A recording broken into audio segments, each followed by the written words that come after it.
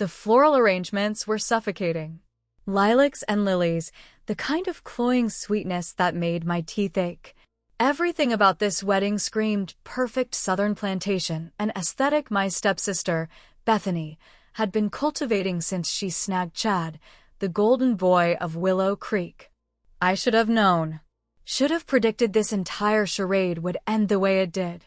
I smoothed the skirt of my emerald green dress, a color I knew looked striking against my skin, a fact Bethany had always resented. The fabric felt like a shroud. I'd debated not coming, of course. Every fiber of my being screamed at me to stay home, to binge-watch some mindless TV and forget that Bethany, my stepsister, was about to marry into Willow Creek royalty. But Mama always said, family is family, even when family treats you like a stain on their pristine white tablecloth. So, I'd come. I'd bought a gift, a ridiculously expensive antique silver tea set I found in Savannah, knowing Bethany would appreciate the vintage charm. I'd sat through the interminable ceremony, a saccharine celebration of love and privilege. And now here I was, searching for my assigned table according to the seating chart. The manicured lawn stretched out before me, dotted with tables draped in white linen. A string quartet played a medley of romantic tunes, each note a tiny dagger twisting in my gut. I finally spotted my name on a small, handwritten card, Imani Dubois. My breath hitched. The table wasn't on the lawn. It was beside it, tucked away in a neglected corner, right next to the overflowing trash bins. The stench of decaying flowers and half-eaten hors d'oeuvres hung heavy in the air. My stomach churned. I blinked, thinking I must have misread. But no, there it was again. Imani Dubois, table 12. The table no one else wanted. I felt a wave of heat rise up my neck, flushing my face. Then, there she was. Bethany, radiant in her designer gown, her blonde hair cascading down her back in perfect waves. She spotted me, her blue eyes narrowing slightly before a practiced smile stretched across her face. Imani, she chirped, her voice dripping with false sweetness. Having trouble finding your seat? I nodded slowly, my throat suddenly constricted. Table 12, it's by the bins? Her smile widened, a flash of something ugly glinting in her eyes. Oh, yes. The caterers must have made a mistake. How silly of them. She didn't sound silly. She sounded delighted.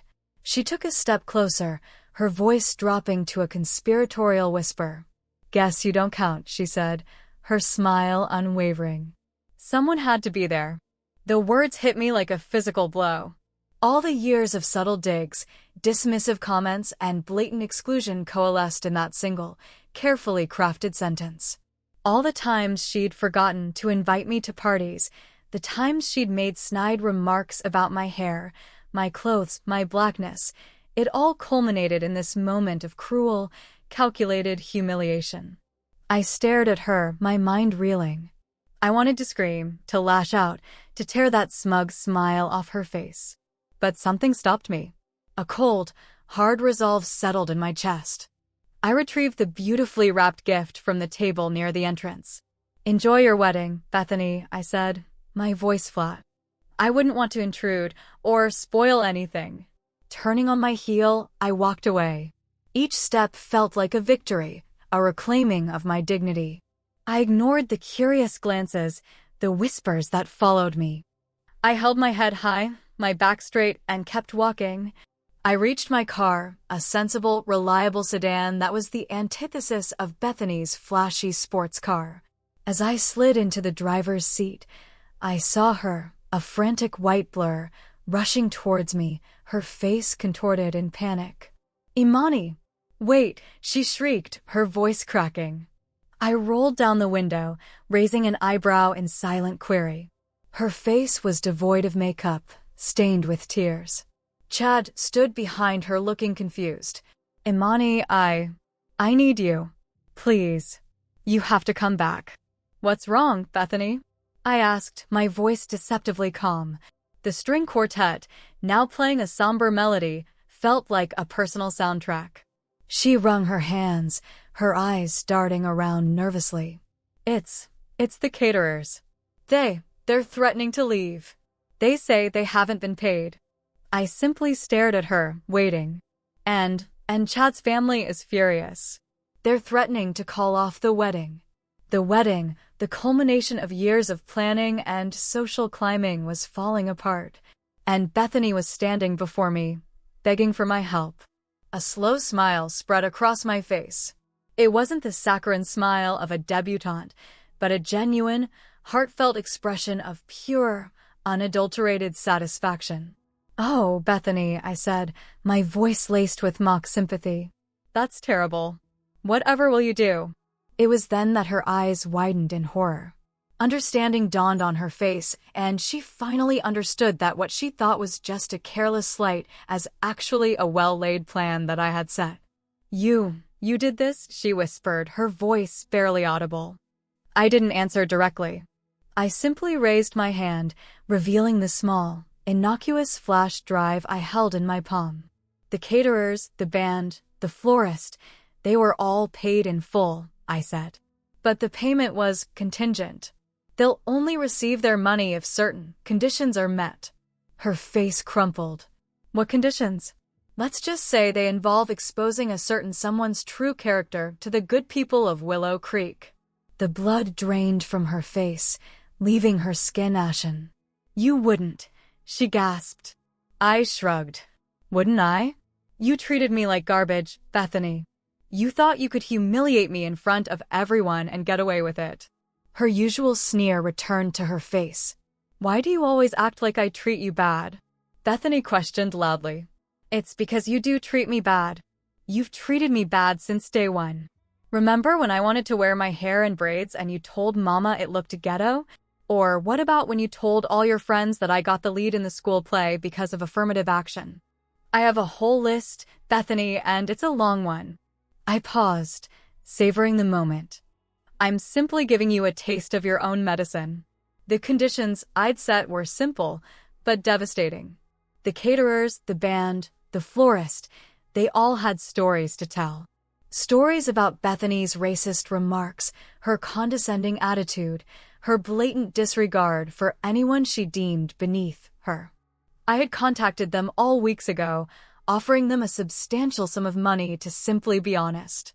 I had also informed Chad's family about Bethany's behavior through anonymous letters that included records of some of her remarks to Black people. I knew Bethany's family, especially on her mother's side, was racist, so this was a move to make that side of the family come out of the shadows to expose them. A horrified gasp tore through the air. Chad's mother, a formidable woman with a reputation for social perfection, had arrived within earshot. Her eyes darted between Bethany and me, her face a mask of barely suppressed fury. "Bethany, what is the meaning of this?" she demanded, her voice sharp. Bethany didn't answer. She couldn't. She was trapped in a web of her own making, entangled in the consequences of her actions.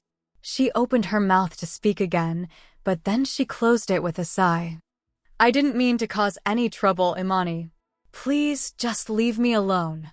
The only thing that I could do is laugh. An evil, sad laugh that exposed how I felt about her. "Trouble? Bethany, the only thing that is troubled is your miserable life. You think you're happy now, but you're gonna get a hard dose of reality that you've been immune to for a long time. You'll see what I mean. And you'll see it very soon." I turned back to Bethany, my eyes narrowed. "I'm disappointed. All our life, you've been nothing but mean to me, and I genuinely had hoped that you had grown out of that. But here we are, with you still being a terrible person. A terrible stepsister." Chad's mother grabbed Bethany's arm, her grip like a vice. "We'll discuss this later," she hissed, dragging her towards the house. Bethany looked back at me, her eyes pleading. But it was too late. The facade had crumbled. The truth was out. I started the car, a sense of profound liberation washing over me. Years of resentment, of suppressed anger, of feeling like an outsider had finally found release. I'd played the long game, patiently biding my time, waiting for the perfect moment to strike.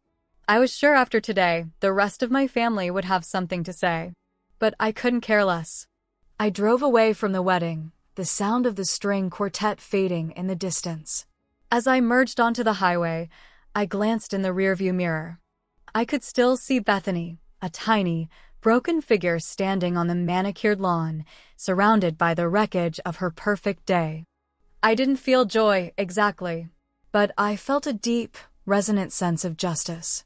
For myself, for all the times I'd been made to feel less than, for all the subtle and not-so-subtle ways Bethany had tried to diminish me. The satisfaction wasn't in ruining her wedding. It was in exposing her, in revealing the ugly truth that she had tried so hard to conceal, in proving to myself that I was stronger, smarter, and ultimately more powerful than she could ever imagine. The irony wasn't lost on me. Bethany had tried to relegate me to the margins, to the place beside the trash. But in the end, it was her own garbage that brought her down. And as I drove off into the sunset, I knew that I had finally, irrevocably, won. Weeks later, I received a letter. It was handwritten, on expensive stationery, and addressed to me in Bethany's shaky script. I almost threw it away, but curiosity got the better of me. The letter was a mess of apologies, justifications, and pathetic pleas for forgiveness. Bethany claimed she'd been under pressure, that she hadn't meant to hurt me, that she was simply trying to fit in with Chad's family. I scoffed. Excuses. Always excuses. But then I read something that made me pause. She'd moved back from Willow Creek. Chad had broken off their engagement, and his family was suing her for financial damages. Her mother and her was no longer in contact too. "I've lost everything, Imani," she wrote. "My friends, my fiancé, my reputation. And I know it's all my fault." She went on to say that she had finally begun to understand the pain she had inflicted on me, that she was seeking therapy and trying to become a better person. I didn't believe her, not entirely. But a small part of me, the part that still remembered the little girl who had once shared a room with me, wanted to believe that she was capable of change. But change didn't erase the past. And forgiveness didn't mean forgetting. I crumpled the letter in my hand and tossed it into the trash. The trash contained the words that were trying to apologize for all the years of pain that I had suffered. A cathartic and satisfying end to a horrible chapter of my life. The wound that Bethany had inflicted might always leave a scar, but I refused to let it define me. I refused to let her bitterness poison my soul. I was free. Finally, truly free. I had taken my revenge, and in doing so, I had reclaimed my life. And that, I realized, was a victory worth celebrating. Maybe I'd even go find a nice tea set to celebrate with. The one I had given to Bethany wasn't going to be used by her.